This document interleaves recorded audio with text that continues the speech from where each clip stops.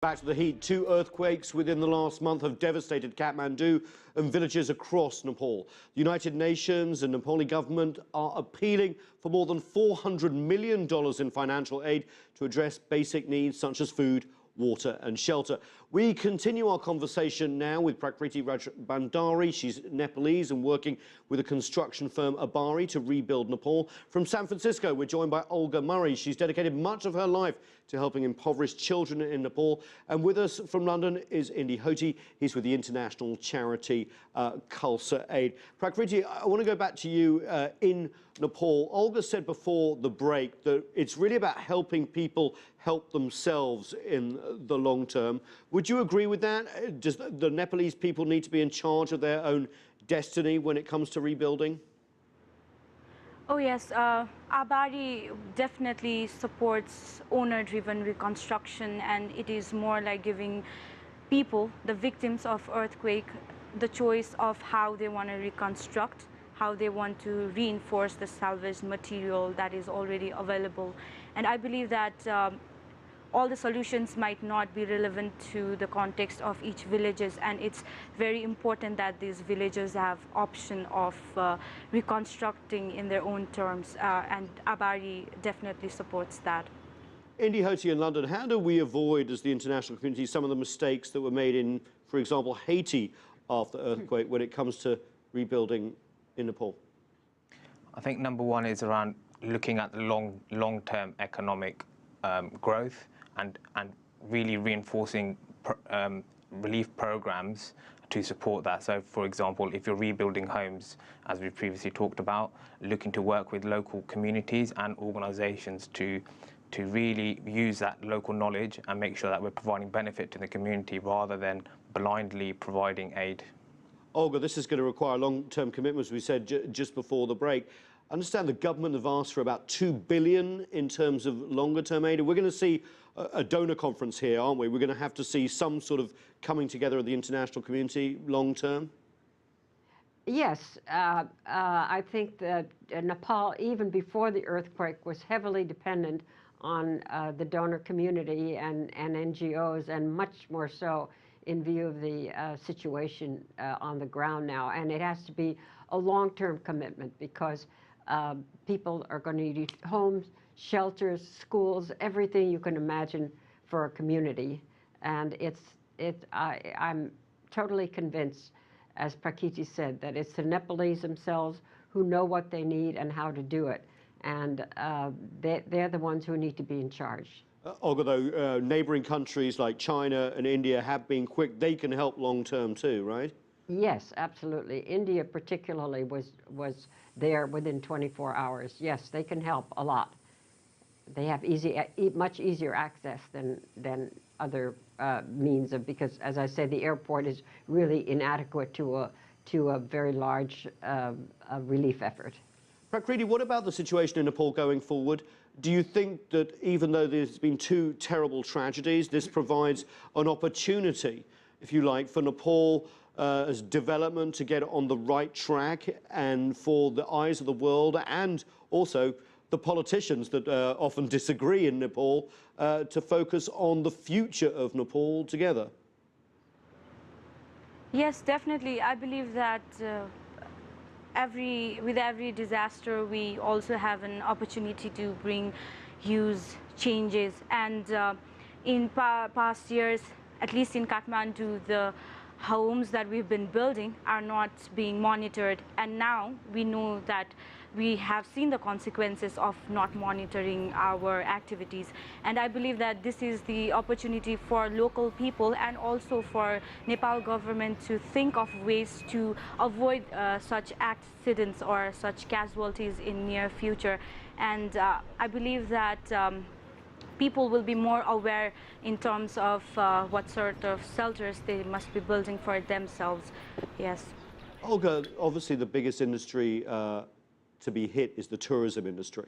Can that get back on its feet considering the amount of damage? It does bring in so much foreign currency for Nepal. Yes, Nepal is heavily dependent on the tourist industry. Unfortunately, I think it's going to be a while before it gets back on its feet because people will be afraid to come, and so much of the infrastructure has been destroyed. But it's a wonderful country to visit, and I think I hope that soon it will be back on its feet again. It's absolutely critical to Nepal's economic survival. Indy, do you think the focus on Nepal will begin to wane after this first month, or do you think that because of the scale of the tragedy and all the pictures that we've seen and the plight of the people, that Nepal will get what it needs long-term going forward, including, as Olga said, people going back and going on a holiday there? Well, from our perspective, Khalsa Aid will be providing medium-term relief over the coming years to support the sort of rebuild of Nepal. But from previous experience in other countries and disaster zones, you do over time see support and humanitarian aid in regions diminish over time. But we hope that with the scale and extent of damage in Nepal, that people will come together to support the country. In terms of the long-term benefit, I totally agree that there needs to also be a focus on buildings such as hospitals, offices, and schools as well, to ensure that the country can get back on its feet, and also to help to develop the tourism industry again. Olga, you know, what's been incredible about this last month is the resilience and the tenacity of Nepal's people. You've seen and heard many examples.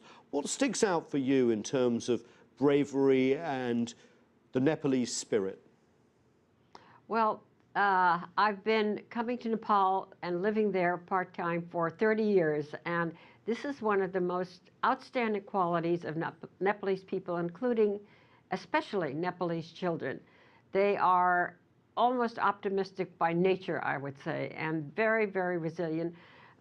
The children at our children's homes, if what happened to them happened to kids in the West, they'd be on a psychiatrist's couch for the rest of their lives.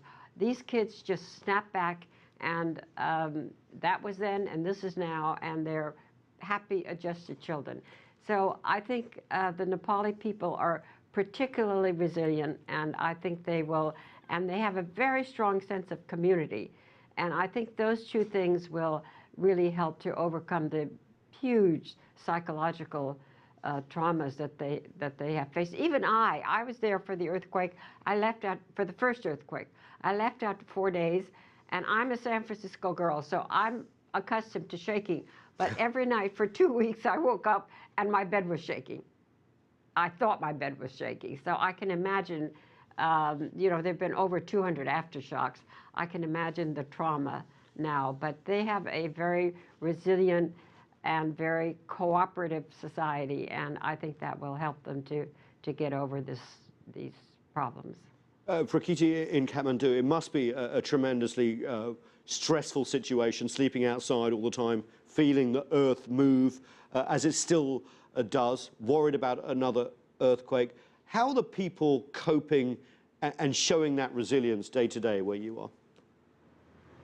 Yes, as we were working on ground, and even when we were there on third day of earthquake, we could see that people were already starting to help each other and thinking on how to build transitional shelters for themselves to go through the monsoon season. And as we sent our teams in Sindhupalchok, which is one of the very affected area, so neighbors were helping each other to pull out salvage materials, and there were little children helping their parents to pull out whatever remains of their belongings. And it is commendable to see that people have actually come together helping each other, and young volunteers from the capital, even though they have lost their own homes, are now reaching out to most affected areas, and yes, they are helping each other. Indy Hoti, final word in London. You're heading out to the region. What are you going to be doing there, and what do you hope to see in Nepal in another month's time as they move beyond this tragedy? Yes, Nathan, so I'll be heading out in the next 2 weeks to support Khalsa Aid's relief efforts in the region. So number one, we'll be focusing on providing hot meals to people that have been displaced by the earthquake. Number two, we'll be providing shelter and constructing shelter for local rural communities.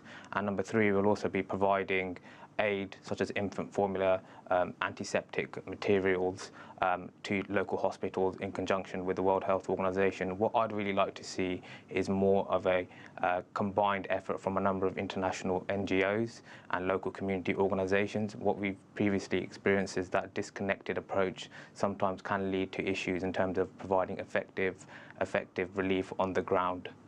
Indy Hoti in London, Prakriti Rajbandari in Kathmandu, and Olga Murray in San Francisco. Thank you so much for joining us.